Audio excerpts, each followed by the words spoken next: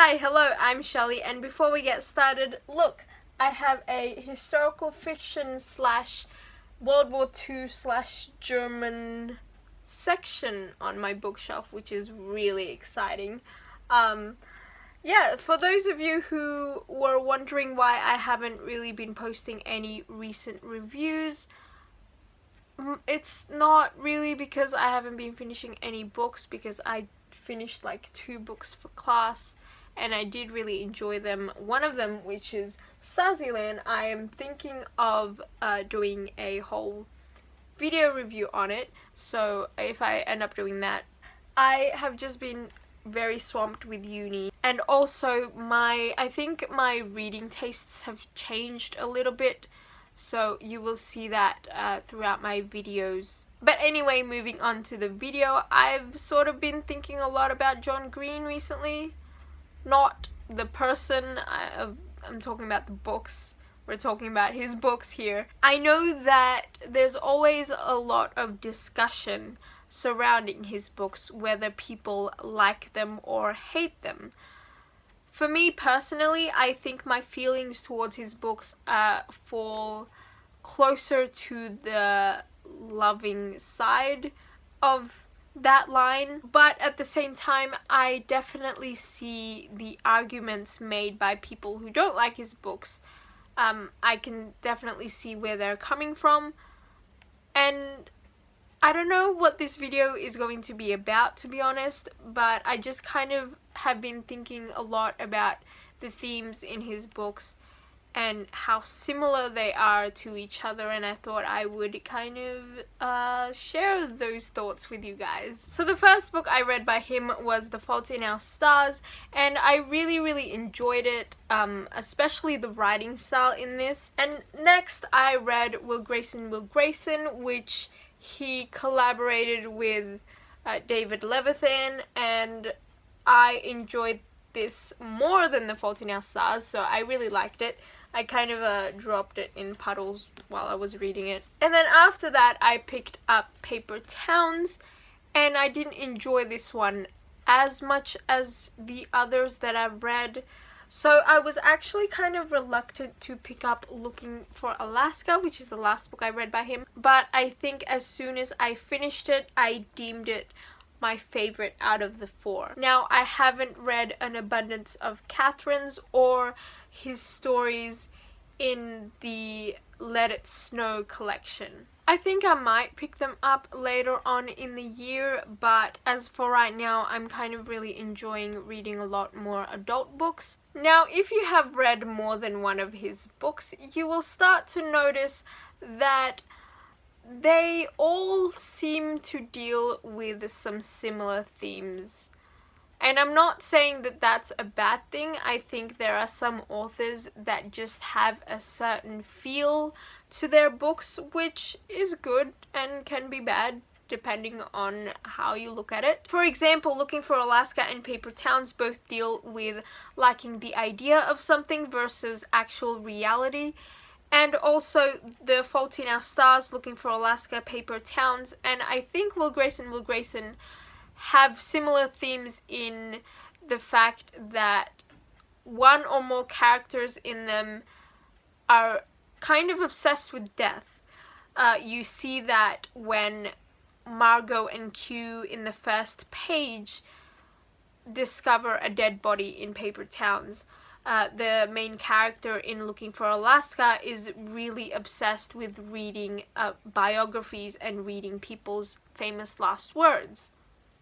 The Fault in Our Stars, obviously, that whole discussion on oblivion and all that stuff. Now, I've mentioned that Looking for Alaska is probably my favorite out of the 4, but at the same time I prefer the writing style of Tifios more. Not really the writing style, but I just feel like Looking for Alaska was his first book and Tifios was the most recent book that he's written, so I think in Tifios he really grew as a writer, so it's just a little bit better. But at the same time, I really do like the structure of Looking for Alaska for the story. And if you haven't read it, don't worry, I'm not going to spoil anything for you guys. Now, speaking of writing, I noticed that a lot of the issues that people had was to do with his characters and their dialogue, which ultimately is all in the writing. And, you know, obviously I get it. I realize that these are definitely not the way teenagers talk, not the way teenagers talk now, not the way teenagers talked in the 90s or anything like that. But I feel like with the writing style that he is very much known for, it really works the best in Looking for Alaska, because, to give you guys a little bit of a hint, Looking for Alaska is set in a boarding school for very smart kids. It's still not the way teenagers would talk, but I feel like it fits a whole lot more in that story. And you know, I definitely don't agree with the fact that people are calling him the voice of the generation or anything like that, because, you know, his characters are very heightened, I think, in my opinion. I think it's one of those things where, you know, you feel kind of nostalgic about your teenage years. I know that my friend and I sometimes would talk about what we did when we were teenagers and all that stuff, and we never really get like a full memory. I don't know how other people's memories work, but mine work in fragments, so I remember bits and pieces of different things. I know that some people have said that it's almost like if you could go back as a teenager but had the mind of a 30-year-old, that's how they would be. I don't think it's like that at all. I think it's more like, well, yeah, it's sort of like that, but it's